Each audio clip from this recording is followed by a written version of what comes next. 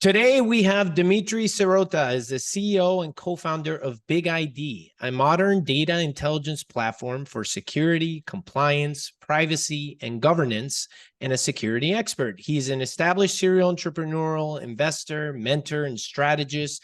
Previously founded 2 enterprise software companies focused on security, eTunnels being one of them, and API management, Layer 7 Technologies being another, which was sold to CA Technologies in 2013. Dimitri got his BS in physics at McGill University and his master's in engineering physics at the University of British Columbia. Dimitri, thank you so much for being here and sharing your time with us. Yeah, thank you for having me. So I always love starting this off with, for those who have never heard of BigID, who are its customers and what problem are you helping them solve? We principally cater to large enterprise customers that have collect data on customers. They just have a lot of data, and we help them solve a data security and compliance problem. So they have petabytes of information, and they want to use that information for getting to know their customer, for AI, for analytics.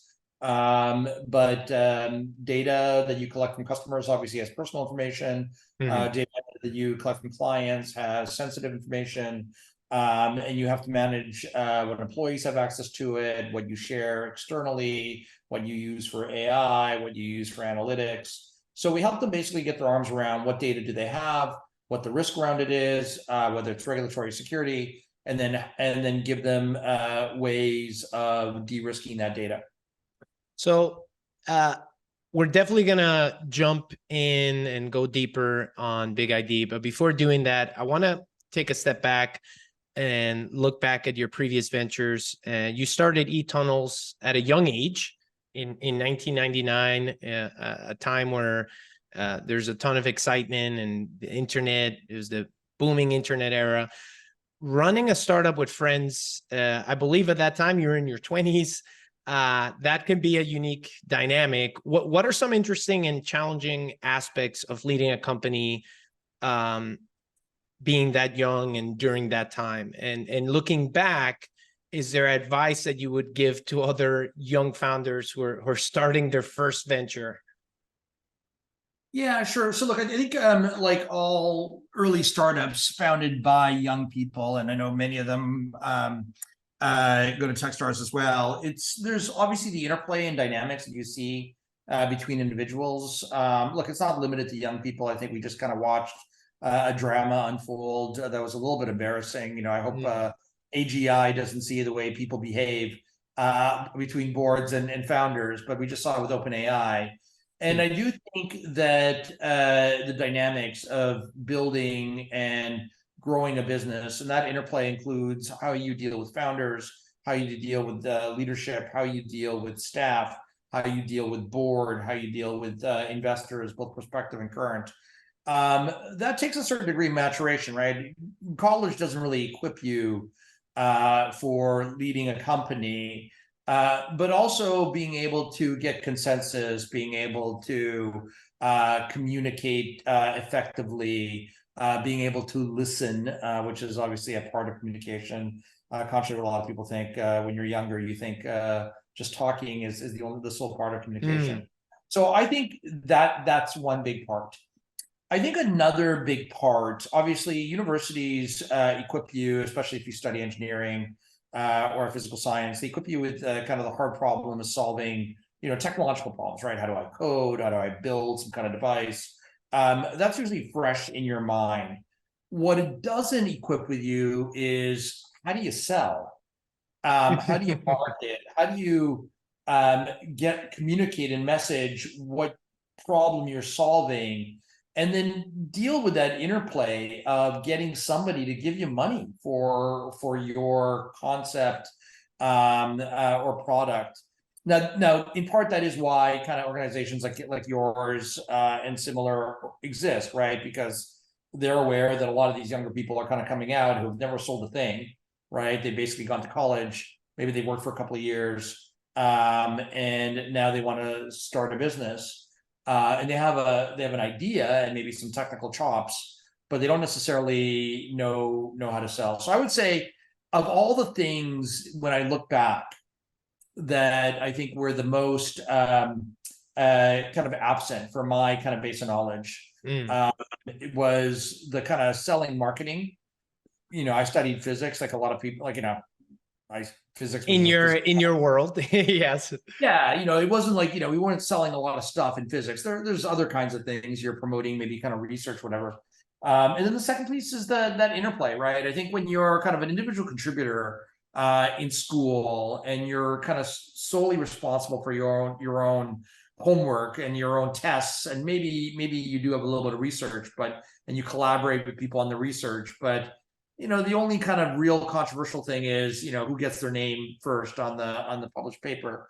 So I think those are the two biggest kind of shocks, and things that you need to kind of adapt. And I would say it took time, right? Maybe even arguably past my first company and into the second company. But certainly as you get to your third company, and you get a bit of gray hair, as I you've seen things on camera. Yeah, you're more relaxed about things, less things faze you. You learn how to deal with boards, you learn how to deal with investors, you learn how to deal with other founders. You learn how to deal with employees, both on a good and a bad, right? Whether it's managing employees out, promoting employees, shifting roles. So again, I think that comes with time. You talked about being able to also convince people to give you capital, right? So not just the sales and not just the marketing, but then also if you're reaching out to those investors, how do you do that? You raised capital in 2000 for 8 tunnels, and that was right before that bubble burst. After we closed, after it burst. But anyways, yeah. Oh, after it burst. Sorry, after it burst. Yeah,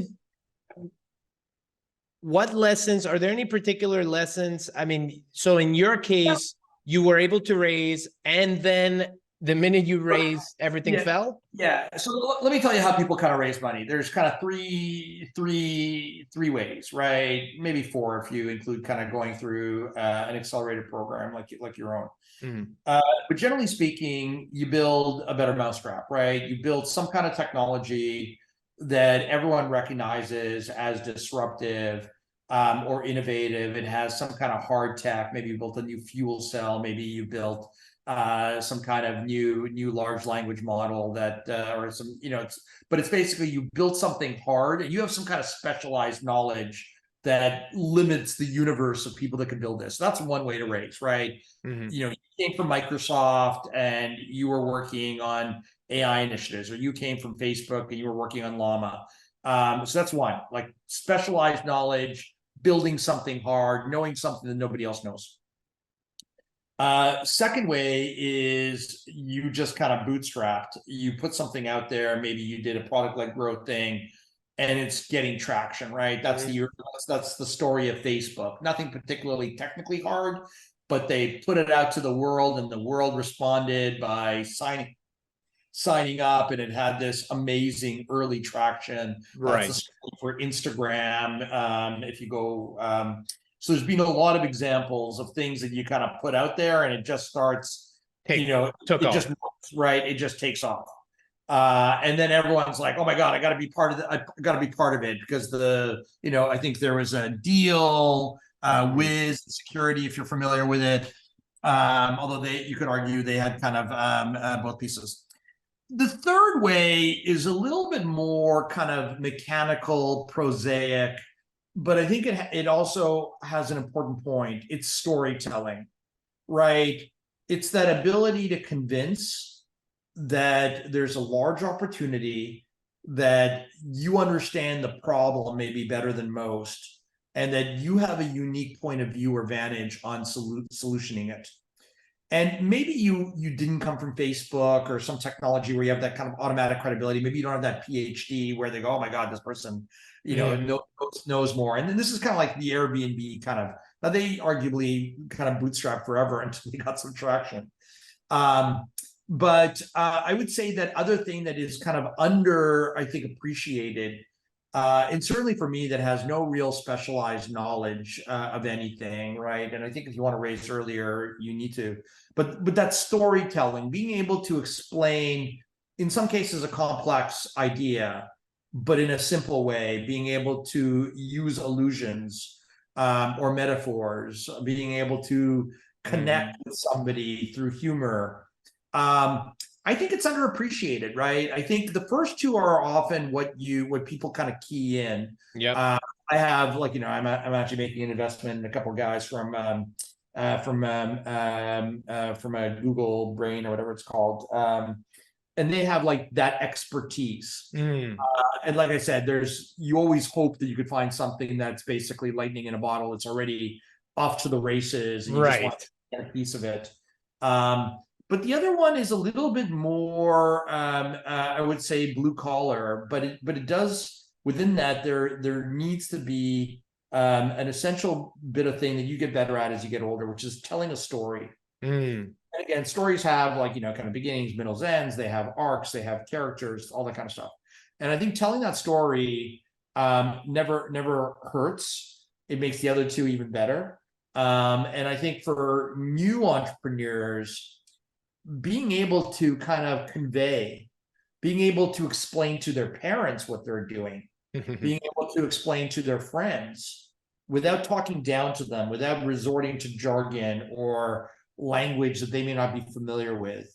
If you have to resort to using acronyms, then you're going to lose most of the population. If you have to kind of refer to kind of weird exotic business models or crypto coins or Web3. Yeah.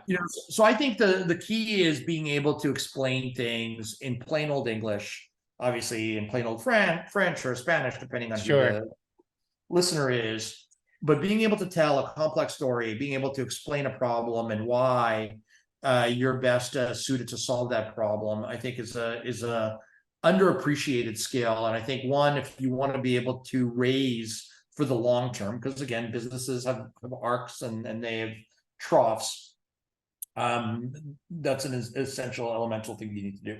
How did you, first off, I completely, I couldn't agree more. And the more you do things, the more you just stick to the simplicity of things and how, like, the fundamentals. And it sounds simple when you break it down, right? Like, oh, what is the problem? And tell me this in a way that your grandfather or your father, your mother, has nothing to do in the industry, could understand.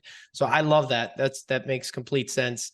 How did you do when it came to storytelling for Layer 7? That was your next venture before getting to BigID where you are now. But with Layer 7, you envision a future where applications could be seamlessly stitched together through APIs, much like the current trend of microservices. What challenges did you encounter having to convince buyers of this particular vision, and during those early years when the market wasn't really aligning with what the expectations were? So, like, talking about storytelling, how did you figure that out? How did you overcome that?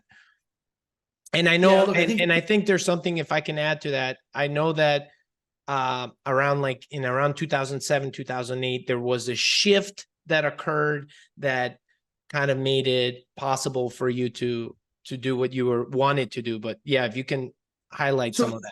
One thing you find about businesses, right, to some degree, every entrepreneur in the tech industry is a prognosticator, right? You're trying to predict the future.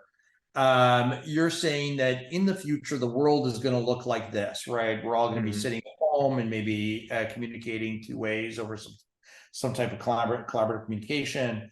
Or, in the future, instead of buying cars, we're just going to use our app to get a limousine. Or maybe in the future, I love delivery, but instead of calling every restaurant, I'm just going to go to one site that has connections to every restaurant and the menus of every restaurant and just go there, right? Like a DoorDash.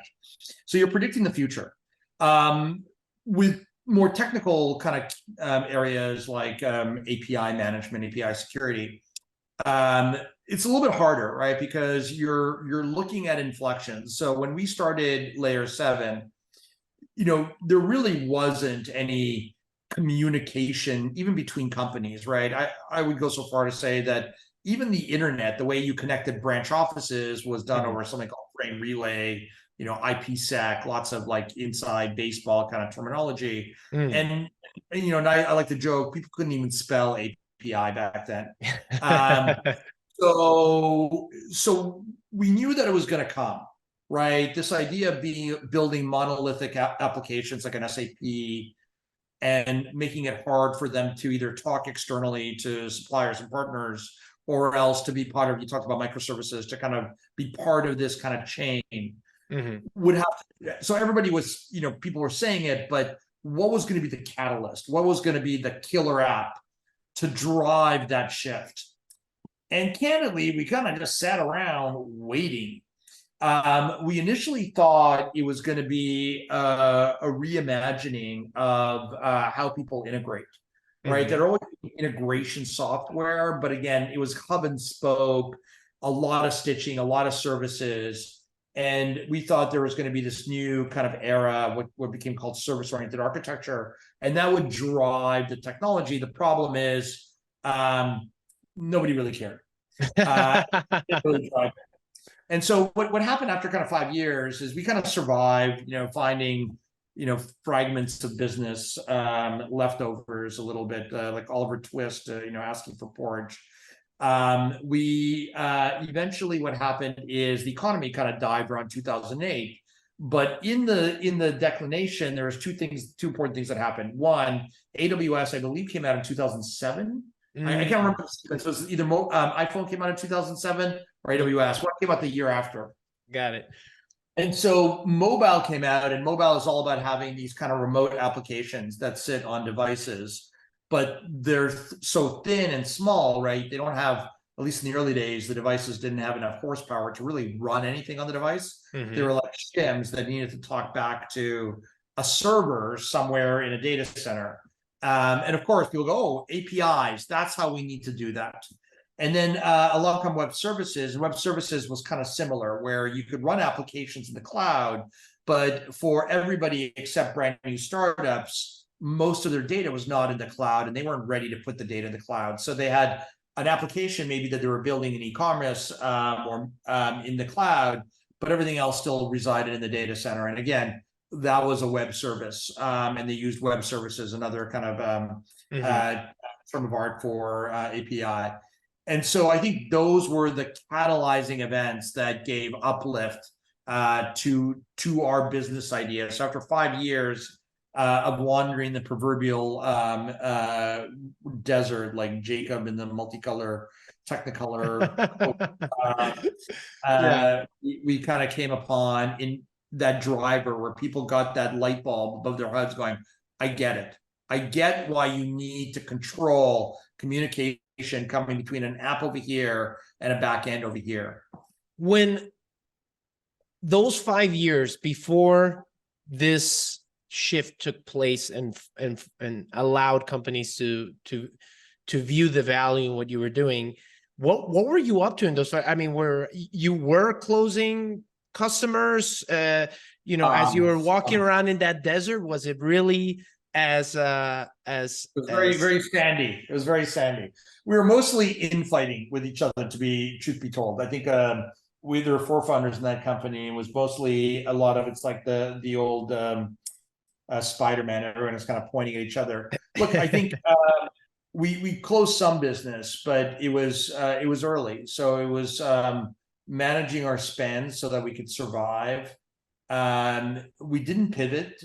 We kind of stayed true. I think some of the terminology, I think we referred to it as web services initially. Yeah. And then we shifted to kind of talking about it as APIs. So the foundational premise of the business never changed. But, there was enough customers to keep us alive. We didn't raise a lot. So we were always kind of, we grew when we sold something. So we were never, we did raise some, but it was nothing like what people raise today. Right. And we just kind of managed. We survived. It wasn't fun. It was terrible and painful. And that's when I got my gray hair. but we survived. And then when did you know? I know that that shift took place. I know that for 5 years. So you'd signed a couple customers. You're figuring out like this doesn't seem to be scalable. This doesn't seem right. There's so many signals that show that this is the wrong path. But yet you stuck through it. And when the shift happened, was it fairly quickly? Like as you were, you're outbound, as you're reaching out to individuals, was it like day and night difference, or? interest was pretty rapid. Like it was almost immediate as soon as people started, as soon as Apple opened up their app store and people were building apps, and then those apps were talking to things in a data center, and they go, oh, how do we manage what's going back and forth? So the conversation, I wouldn't say necessarily the revenue started flowing immediately. Mm-hmm. You could see the uptick in that kind of proverbial, before the iPhone, you had phones on your desks and they would ring. So the phone started ringing, which is a phrase that some people in the audience may not know, but if you're of a certain age, you do know. And so the phone started ringing, right? People started sending in emails. I think people started to understand this problem. Analysts started looking for solutions to recommend to their customers. So there was a sea change, and I think it took maybe a year. There's always a bit of a delay before that reflected in people kind of purchasing. They need to wrap their heads around. I think you're seeing some of that in AI, right? You're not going to see, for most companies not named OpenAI or NVIDIA or Microsoft, right? Probably going to see a bit of a delay before they truly have a market in AI. So you see a bit of a delay. There's latency. In layer 7, was there a strategic partnership that really sped this up for you as well? As this was happening, was there a certain channel along with the interest and the inbound that was coming in, right? People are beginning to realize what needs to get done. They see that you're the ones that are supplying that the solution to that problem. But were there, on your end, were there particular channels on top of this new demand that was coming in that really helped out? No, in my last company, no. This company, I think we've done a fairly good job of creating kind of strategic relationships. So let's talk about that. That's perfect. Let's go to BigID. Let's talk about your journey there. I'm always we can jump into strategic partnerships. This is a bit close to that as well. I'm always super fascinated on how unicorn companies, how do you sign up those first customers? When you got started, were these for BigID, were the customers you have now the same ones? It doesn't mean the same companies, but were they the same initial customer profile that you were going after? Yeah, like to some degree, yeah. Like the very first customer I sold, I was maybe even wearing this shirt, to be honest, was Nike. And we only raised Nike, you said? Nike, yeah. Nike. And we only raised I think 2 million in our seed, so very tiny amount. And this was back in 2016, so not too long ago. But a small amount by today's standards. Certainly, people are kind of raising 10 and 15 even in their seed. So we raised a very small amount. So it was just enough to hire a couple of coders, get a very crude prototype. We had an idea of what we wanted to build. We didn't know if anybody would want it, but anyways, we built it and we didn't know exactly how it would look. And we needed to find customers. Nowadays, I think VCs, especially early stage VCs, are much more active and involved in helping their companies find those first design partners. We unfortunately did not have that benefit. And so I did what immigrants have done for millennia, is they come to a new country and they basically they peddle, they find a way to kind of get by, right? That's how my parents came to Canada in their case, and how people have done it time immemorial. But one thing I should caveat is I'm a big believer that your first sales should come from you. I don't think I invest quite a bit, and I think it's a mistake. Some founders, especially earlier stage, for reasons we talked about at the beginning, think, oh, okay, I'm going to hire an SDR firm, or I'm gonna go hire a head of sales, and they're gonna do this for me, because like I said, young people in general, they don't know this stuff. They haven't done this. It's not something you learn in school. And I think that's a mistake. I think that's an error. I think you need to understand the rhythms of selling your product, right? Both the reasons why somebody doesn't want it, the questions, whatever, and also the buttons about how to convince them. So I'm a big believer, and we did this. You could almost imagine kind of like a one-person band. I wrote the first white papers. I think I wrote something like 12 or 13. I wrote all the blogs, maybe probably 30 blogs. I did this was before ChatGPT. Yeah, no, look, I'm a big believer. Use whatever tool you can, right? Right. But I needed to get a feel for the business. So Nike, I had met once years earlier a CTO that happened to be from my hometown of Winnipeg, Manitoba. And I reached out on LinkedIn and said, you don't remember me, but I'm starting a new company. I'm also from your hometown, so there's a connection. And I said, look, this is what we're doing. Would love to talk to see if Nike's interested to talk to somebody. And bada boom, bada bim, or bada bim, bada boom. That led to an introduction to somebody else, and that created a process. And we did, Intel. I think I put out a blog, and somebody reached out to me in response. VMware was our third, and I think it was just announced a few minutes ago that Broadcom is finally buying VMware. There, I reached out to Deloitte and built a relationship, and we'll talk about partnerships in a second, but I was very early talking to partners because they were kind of like, they had their ears to the ground, and so I figured they would know about opportunities. That's how, Ancestry, I reached out, I became friends with somebody at Accenture, telling them what we're doing, and said, look, you got to help me find a first customer. And that's how we did it. We did $1.5 million maybe before I hired a salesperson. Wow. But I knew how to sell at that point, right? And some of these were hard negotiations. We didn't have an office. I was the only person, my team was in Israel. I was the only person in North America. And so you can imagine Nike saying, we're going to give you 25,000. I'm going, look, you give me 25,000, I'm not going to be here. That's not enough money for me to eat. I didn't raise enough money.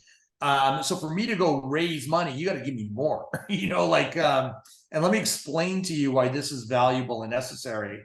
And that was the same conversation I had with my first 8-9 customers, is like, look, you may want to say, well, startup, I'm going to give them like 25,000 and I'll get this technology. And I said, you could do whatever you want, but I can't take that money. And by the way, we still play that game with some customers that we know are going to be very demanding. We just tell them, look, for us to do business with you, it has to be above a certain threshold.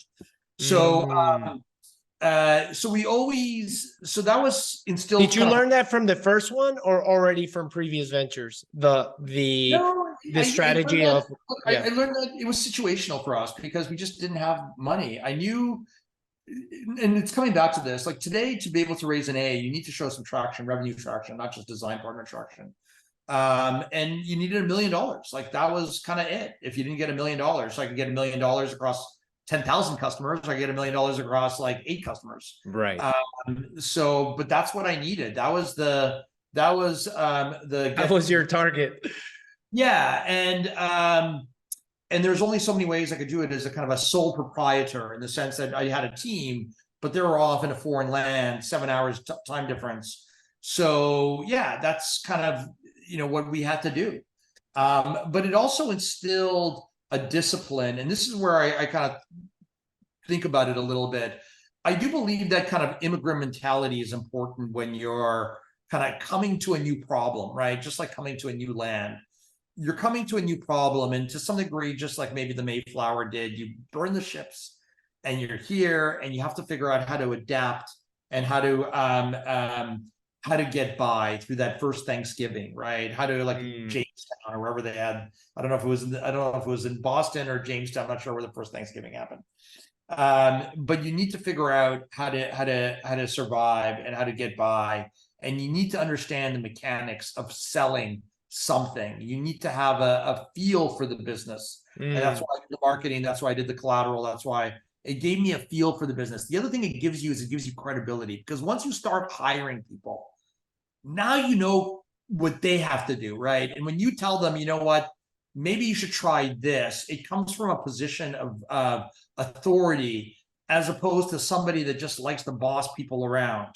And so again, I'm a big believer on that. I think I've learned it more as I've gotten older, right? I think in the early days, my first company, it's like, you know, that's Spider-Man. Everyone's kind of looking at each other. You do the selling, I do. Like, now I believe in being that vanguard. You need to be as the leader in that leadership position. And forevermore, you have that authority. Everyone looks to you, but they look to you because you're credible, because you've done it, you've trailblazed. So that's one thing. I think you were going to ask about partners as well. I know we're kind of running a little bit out of time. Yeah. Let's do I love that. Love to hear about the partnerships. Yeah, so something we also did from the get-go, and again, partly it was just that kind of situation where we had limited resources, and so I needed to create a kind of a multiplier effect, right? I needed more ears and eyes looking out for opportunities than I had myself, and partners are the great multiplier, right? You could enable them to go out and find things, and they're also powerful because in certain areas they're incredibly credible. Right? This is what they do. They're looking for innovative opportunities. They want to pioneer certain areas. So from almost the inception, and we started with a use case around privacy, which was emergent because there was never privacy products historically, but we GDPR taking effect in 2018, there's going to be like a wave of privacy. So we figured, you know, when somebody has a question, when an end user has a question, who do they call, right? They don't call they don't call Batman. They call an advisory service, right? Ghostbusters, not Batman. I'm getting my movies wrong. They don't call Ghostbusters. They call like Deloitte, EY, PwC, KPMG. So I went out and kind of figured out who was doing privacy work in each of those areas at Accenture, et cetera. And I kind of befriended, not all, but some, and said, look, you know, we're a pioneer in this space. I think if we're successful, you're going to be successful. You're going to sell more product from BigID, do more services around that. And I convinced several to be my partner in that endeavor. EY was one, PwC was one, Deloitte was one. And it worked. And so even though after we did our early part of 2018, I think we only were 3 salespeople. So for all of 2018, I think we were 3 salespeople. We finished the year, maybe 4. We did $5 million in our first year of selling. So I did that initial kind of $1 million to get us to get the A. Then we did another 5, and partners, I think, referred something like 82% of that business to us. Wow. Yeah, and it wasn't like 100 partners; it was 4. Wow. And then the year following, we did 15. And I think it was something like 65% of that business was referred by partners. So partners can be very, very powerful. And today, while we continue to develop and expand what I call these GSIs, global system integrators, we've also found additional levers. So value-added resellers, which if you're in the security business are very commonplace. They provide advisory services to companies around security, companies like Optiv. So we now have hired from a much larger competitor that, you know, is older, people from there, and they kind of focus on that. And then more recently, in the past 2 years, we've also started focusing on other software vendors, other technology vendors. Dimitri, yeah. What are a common pitfall? Because as you scale your product, as you scale your team, are there some common pitfalls? Any advice for avoiding common pitfalls when it comes to scaling? Look, I think so. So yes and no. Now, I think some of these again are situational and Yes. maybe democratic in the sense that we all live in a very particular time, right? Today, the market is very averse to spending aggressively. There was a time when money was free. Tiger was helicoptering money to technology companies. Yes. And all you would need to do is one WebEx, and you would get a term sheet maybe 2 days later. And we don't live in those times anymore. So I think one of the things you learn as an example is you need to be prudent, right? So are you going to go and hire 1,000 reps. Sure, that's gonna, once you have like product market fit and you think you have a repeatable sales model. Today you can't, right? Because yes, it'd be fantastic, but if I know 60% of those reps are gonna fail, I can't put myself over my skis that much in terms of expenses. So I would say that we live in a much more sober, people want revenue and growth, but they want it efficiently. They don't want it at any cost, and they're not willing to spend $4 to make $1. So I think this is something. Now, I've seen this movie play out before in the 2000s. Like everything else, there's waves, and these are secular.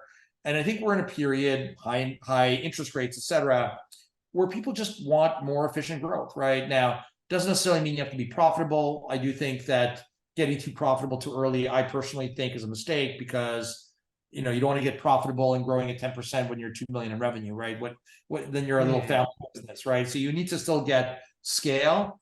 But I think we are in a period where people are trying to be much more responsible and frugal. And so I think that needs to take account. And again, I believe there will be a time, maybe in 2025, 2026, when everyone's saying, well, let's go. The party's back on. Right. Maybe there'll be another VC that is helicoptering money from the sky.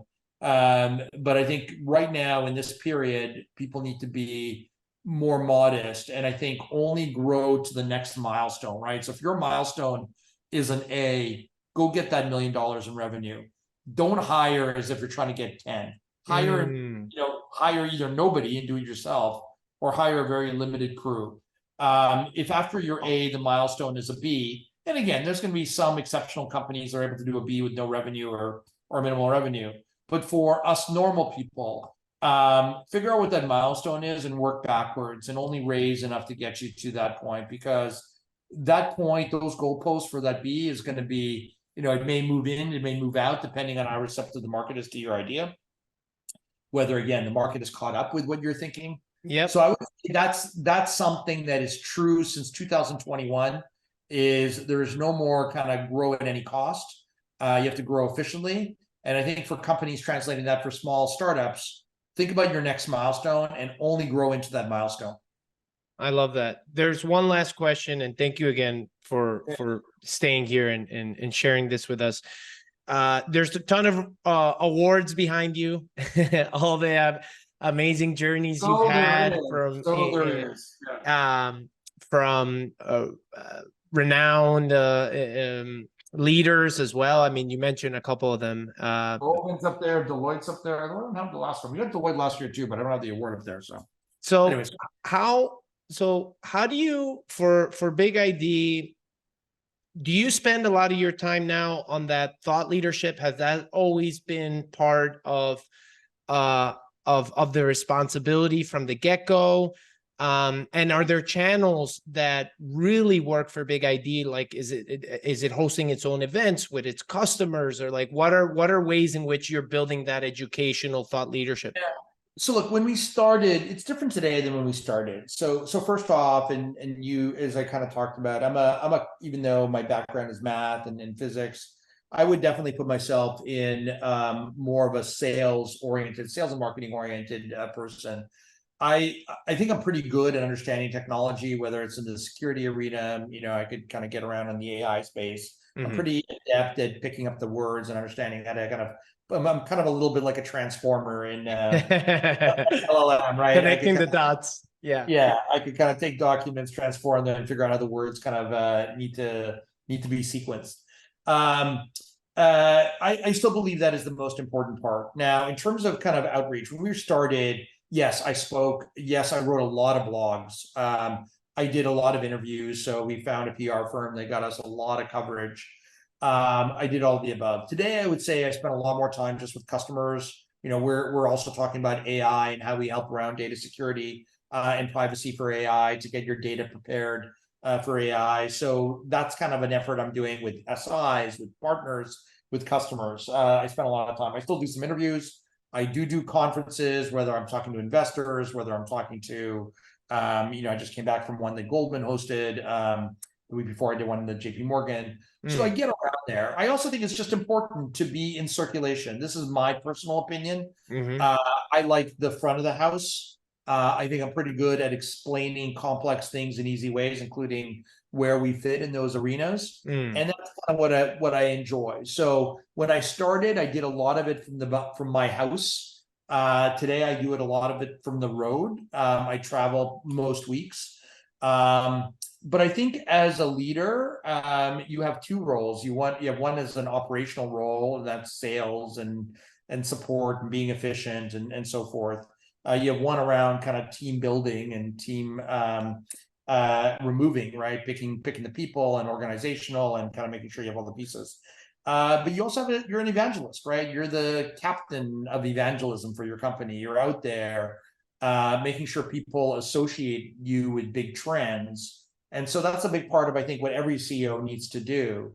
And again, coming back to where we started the entire Q&A, being able to tell a story, whether it's to an investor, a partner, a customer, a newspaper, a journalist, that's important. And I do think, especially whether you're in the early days and you're more focused on customers, whether you're in the later days and you're more focused on investors, whether you're in the later days and you're more focused on journalists, you need to be able to tell and convey that story in simple terms. Well, I want to thank you very much, Dimitri, for your time and for sharing your insight. Thank you again for the opportunity. Very nice meeting you. Look into me, and thank you to your audience for listening.